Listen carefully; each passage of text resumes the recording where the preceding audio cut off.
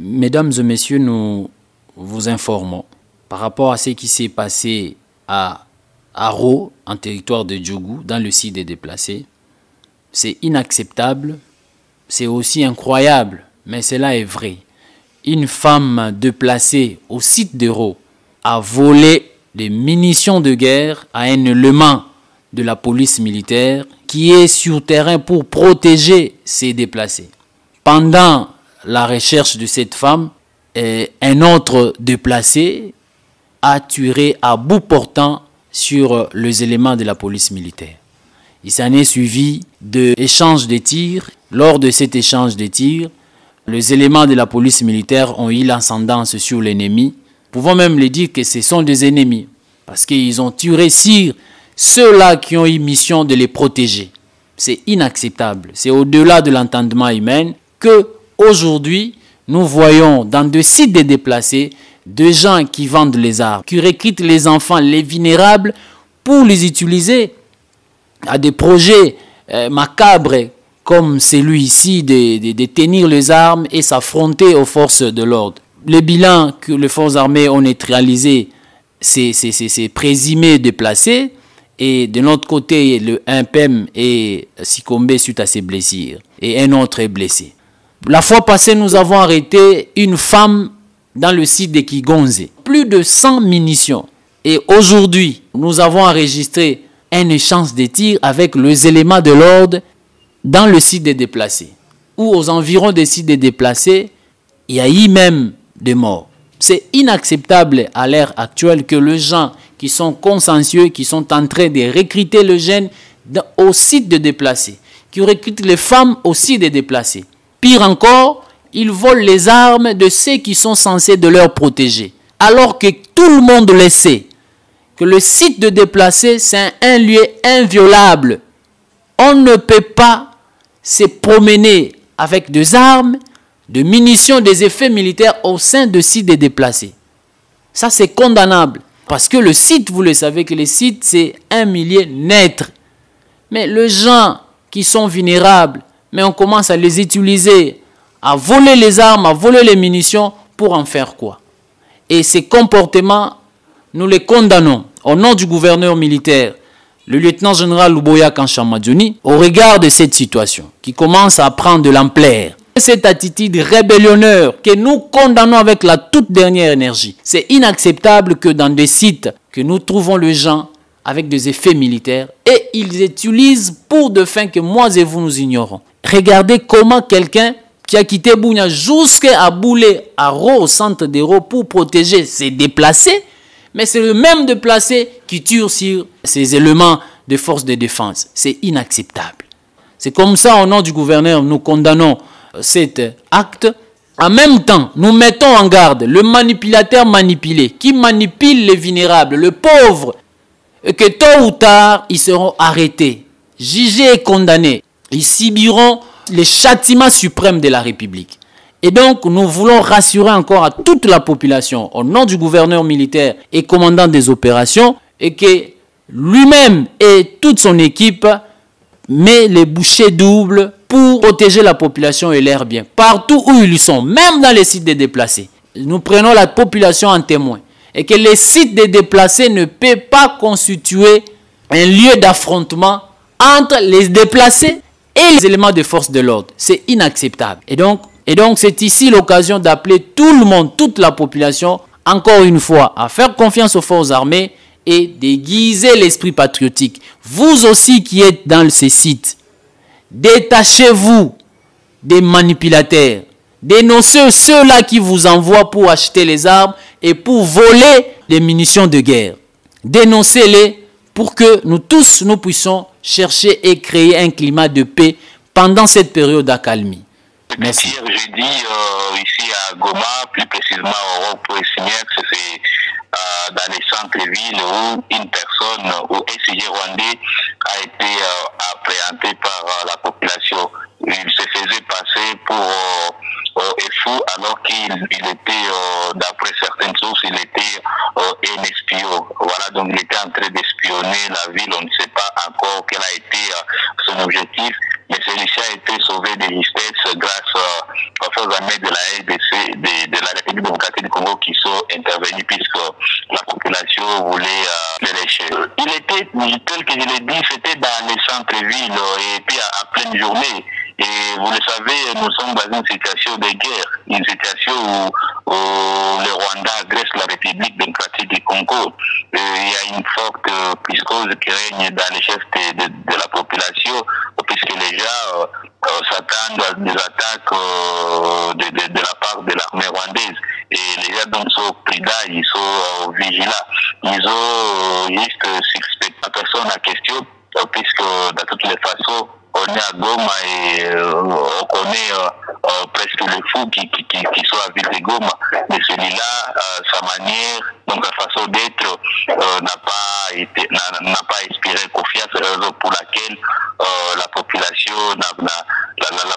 de Goma voulait le lâcher et puisque la personne était suspecte. C'était ça, en fait. Et c'était présumé espion et signé rwandais qui a été appréhendé par la population européenne, tel que je l'ai dit. Qu'est-ce que le monsieur disposait? Voilà, puisque selon la population qui était présente, la personne en question se faisait passer pour un fou alors qu'il était en train de filmer les coins stratégiques de la ville de Goma.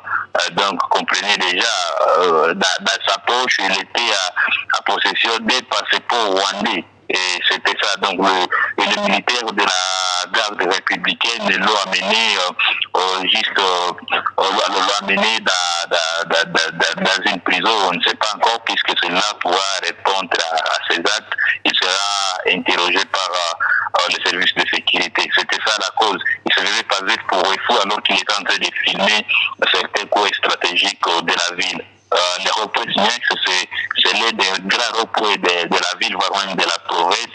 Et quand Fou commençait à filmer, et Fou qui possédait un très beau téléphone, vous voyez vous-même, donc ça se comprend très bien. Alors, donc la population est très vigilante. Pendant cette période de crise, la population est très vigilante, surtout qu'elle soutient à 100% les forces armées de la RDC qui sont sur la ligne de front, qui sont en train de repousser l'ennemi, les rebelles du M23 qui pénètrent toujours cette région. Alors, monsieur Yannick Warangazi, comment la ville s'est réveillée aujourd'hui? Bon, aujourd'hui, dans la matinée, il y a eu des coups de feu qui ont été audibles. C'était à Rutshuru, où les rebelles du M23 occupent 1 kilomètre sur la route nationale numéro 2. D'après la société civile de Rutshuru, donc ces rebelles sont visibles sur le petit village Kako. C'est un village qui est situé à 65 km au nord de la ville de Goma et 7 km de Rutshuru centre. C'est une alerte de la société civile locale et que donc le coup de feu ont été audibles. Les forces armées de la RDC tentent de repousser l'ennemi. Vous le savez, les forces armées de la République démocratique du Congo sont très déterminées. Elles veulent mettre à déroute l'ennemi qui est en train de troubler la quiétude de la population. Et c'était ça. Et hier, les forces armées de la RDC, déterminées qu'elles sont, elles ont réussi à récupérer la localité de Roubaré et celle de Kalengira. Ce sont les deux localités qui sont situées sur la route nationale numéro 2 qui était déjà tombée entre les mains de l'ennemi, mais les FARDC ont réussi à repousser ces hors-la-loi et ces villages sont désormais contrôlés par l'armée régulière congolaise. 28 octobre 2013, l'histoire nous oblige. 9 ans déjà, depuis que le colonel Mamadou Ndala a marqué son plus haut fait d'armes face au M23, la reconquête de la base militaire des Rumangabo. Aujourd'hui, quelle est l'image que vous gardez du colonel Mamadou Ndala?